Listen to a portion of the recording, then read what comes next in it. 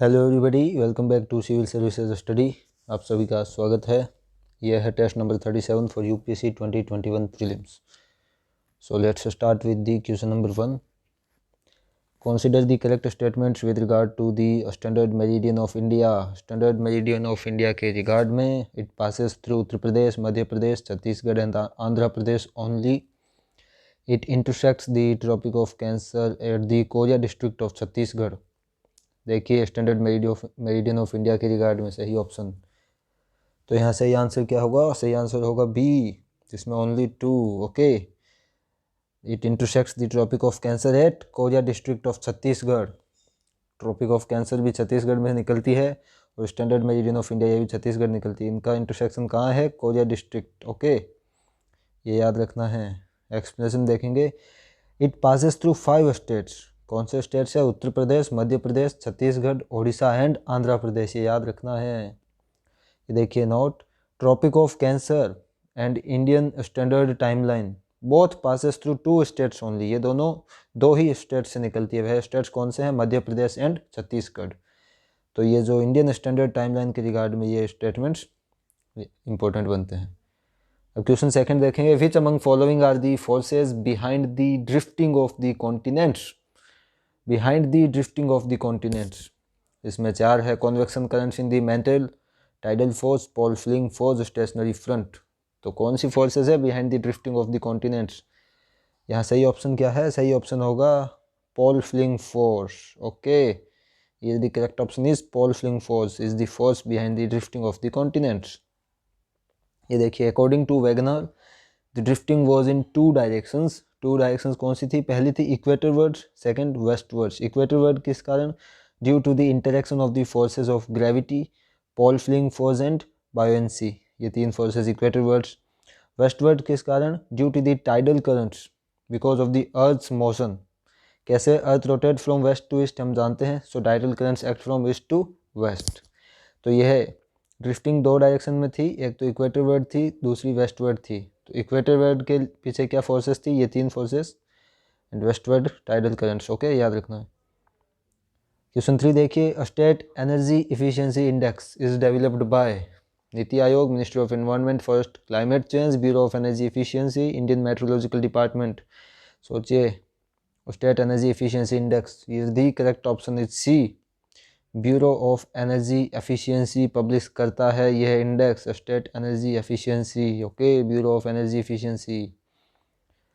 अब क्वेश्चन 4 देखेंगे। The laterite soil, laterite soil are found in which of the following states. Laterite soil कहाँ पाई जाएगी? कर्नाटक, असम, उड़ीसा। सोचिए लेटरेट सॉइल के रिगार्ड में, यहाँ करेक्ट ऑप्शन होगा डी, इन तीनों ही स्टेट में यह सॉइल पाई जाती है। ठीक है, ये देखिए, laterite soils develop in areas with high temperature and high rainfall. याद रखना है, high temperature and high rainfall यहाँ ये पाई जाएगी। एंड यह सॉइल यूज्ड एज ब्रिक्स। ठीक है, and are found in Karnataka, Kerala, Tamil Nadu, Madhya Pradesh, Odisha and Assam. तो ये याद रखना है। अब क्वेश्चन 5 देखेंगे। Kayals are found in, kayal कहाँ फाउंड होंगे? कौन से स्टेट में होते हैं? जम्मू कश्मीर, आंध्र, केरल, वेस्ट बंगाल। सोचिए, तो यहाँ सही ऑप्शन क्या होगा इसका? सी, केरल। कयाल फॉर्मेशन केरल में होता है। ठीक है, क्वेश्चन 6 है। The incoming sun rays towards the earth surface is known as, incoming sun rays towards the earth surface is known as क्या कहते हैं? Insolation, albedo, reflection, induction. सोचिए, तो यहाँ करेक्ट ऑप्शन क्या होगा? Insolation. The incoming sun rays towards the surface of the earth is known as insolation, इसको insolation कहेंगे। ठीक है, now question 7। Which among following cabinet committee is headed by home minister. Cabinet committee जो कि home minister preside करते हो, कौन सी होगी इसमें से? Committee on parliamentary affairs, on political affairs, on economic affairs, on employment, skill development. कौन सी committee है जिसे गृह मंत्री हेड करेंगे? तो यहाँ सही ऑप्शन है a, committee on parliamentary affairs. Okay, यह कमिटी है जो गृह मंत्री हेड करते हैं। ठीक है, ये देखिए कैबिनेट कमिटीज़ यह है, they are extra constitutional in nature, मतलब कॉन्स्टिट्यूशन में मेंशन नहीं है, and they are set up by prime minister. 8 cabinet committees है अभी प्रेजेंट में, जिसमें से यह 6 कमिटीज़ है जो इनको प्रधानमंत्री हेड करते हैं, और यह 2 कमिटी जो committee on parliamentary affairs and committee on accommodation, यह गृह मंत्री होम मिनिस्टर प्रिसाइड करते हैं। ओके, तो याद क्या रखना है, 8 कैबिनेट कमिटीज़ है, 6 तो पीएम हेड करते हैं, 2 होम मिनिस्टर। और ये एक्स्ट्रा कॉन्स्टिट्यूशनल इन नेचर है, ठीक है, कॉन्स्टिट्यूशन में मेंशन नहीं है, और जो पीएम है इनको सेटअप करते हैं। तो ये कैबिनेट कमिटीज़ के रिगार्ड में। अब क्वेश्चन 8 देखिए, consider the correct statements about rice cultivation in India. ये देखिए, India is the second largest producer of rice in world. Rice production is rapidly increasing. Major producer states of rice are West Bengal, Bihar, UP, eastern parts of Indo-Gangetic Plains and eastern coast of India।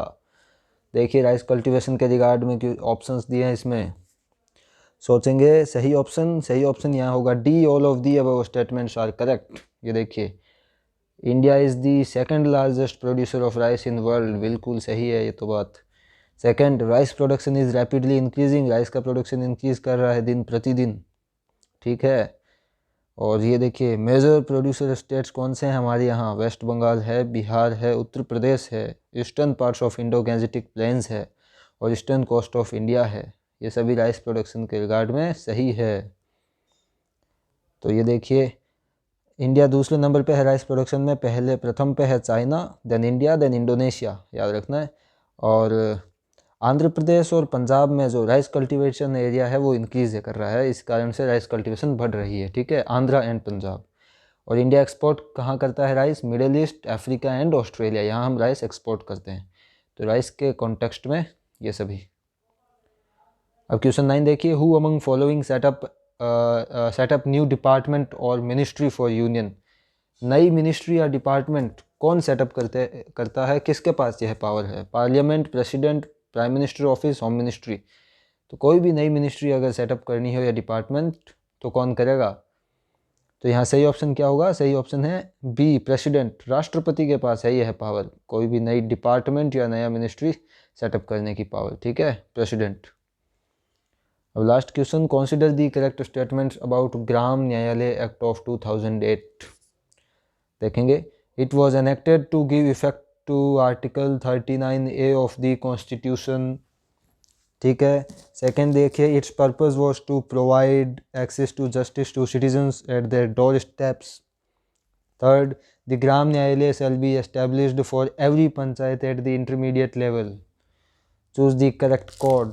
देखिए यहाँ सही option क्या होगा, सोचिए, सही option है D, all of the above statements are correct.